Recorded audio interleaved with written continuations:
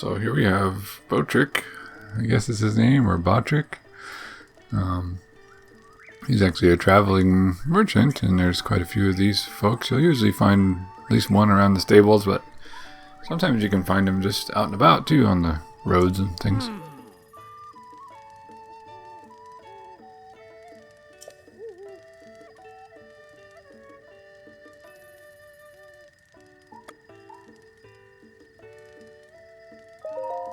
So I started by trying to sell stuff, and then I thought, okay, let's see if we can sell the weapons. But as you can see, it's armor, materials, and cooking, and that's the only things you can sell. So I thought, well, I guess I'll sell our badge of shame here, the key swing, because I'm not going to use it for anything. So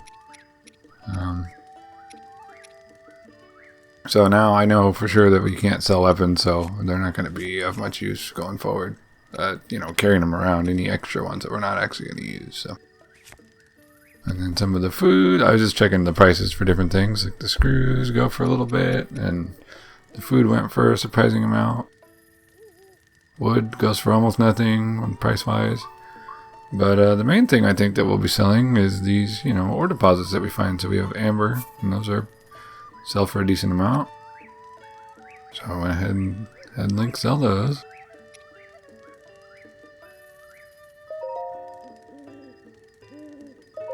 And you can see that's a pretty good amount of money for starters. And then the opals are worth even more. They're worth twice as much as the amber. So I know we'll be getting plenty more of, both of those ones. So I thought, well, we'll just sell them and get a little bit of a pocket change going here. And then I thought, well, I'll check the inventory that he has too. He says he only has arrows. So I didn't decide to buy any of the types here. I know we're going to need arrows eventually, but I just thought, well, with so little money right now that I could have bought a bunch of arrows, but I know we'll find some arrows eventually too, so.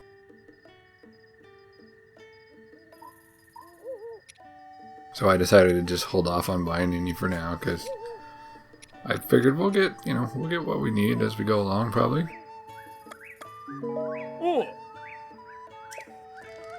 That was a good first look at a merchant. And then there on the wall is actually a recipe we can try making. I didn't stop to look at it very closely, and I'm sure we don't have all the ingredients anyway. But this person was sleeping, but they're speaking in their sleep, so that was kind of strange. Here we have a Rumor Mill Volume 3 book. I think there's one of these in all the stables, I'm pretty sure.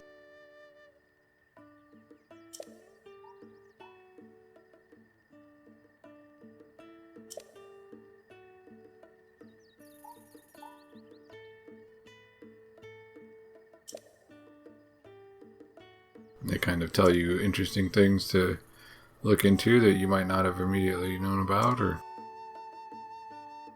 here it's talking about the Koroks a little bit.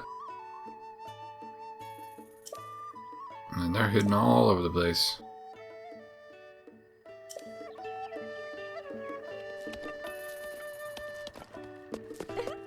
And I thought I'd talk to the rest of the folks that are hanging out in here. Little ones dreaming about being full. And here's a familiar face for Zelda fans. Yeah!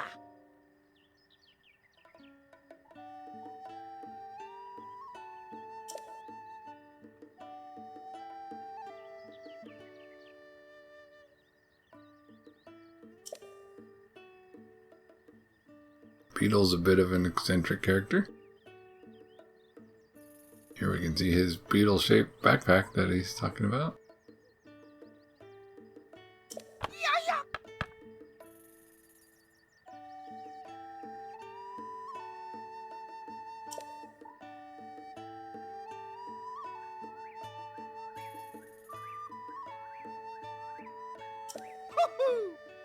And here it says, gemstones in particular fetch a high price. So I'm not sure if they were just telling that to the player to let them know about that, or what. Like, I almost instantly regretted selling my gemstones to the other guy in case maybe Beetle was going to give me even more rupees for them, but no way to know now. So here I was just looking at some of the critters that you can find, like the hot-footed frog and the hardy lizard. Because we're not going to really be going around picking those up ourselves, at least not intentionally. But I thought it would be cool to at least look at the descriptions for him and things. And he also has a bunch of arrows, but didn't decide to buy anything here either. For now.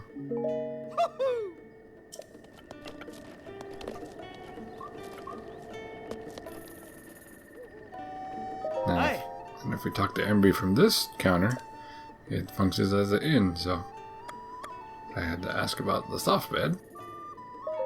Ah.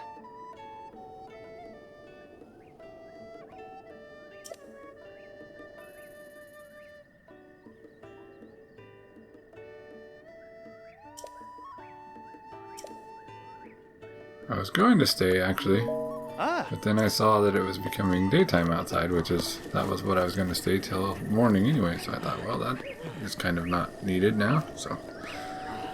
But the soft bed is cool, because it gives you additional bonus hearts that you can use, so. But here's where I took the break, and I went back to the title screen from this point.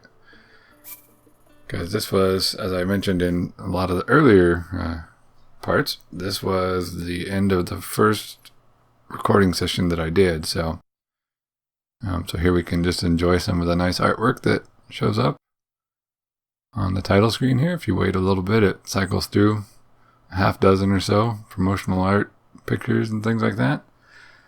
So from this point on, this marks the end of when I did the initial recording where I was just playing and recording it, but I wasn't recording the commentary at the same time. So from the next part onwards, I'm going to switch over to a different format where I'm actually recording live commentary as I play. So you can look forward to that.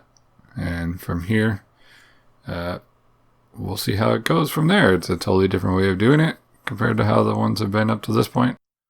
But hopefully people enjoy it a little more, because instead of me talking about what I thought and what I felt and whatever after the fact, I can do all that as I'm actually experiencing it firsthand for everyone to, enjoy right along with me here. So we'll see that starting in the next part.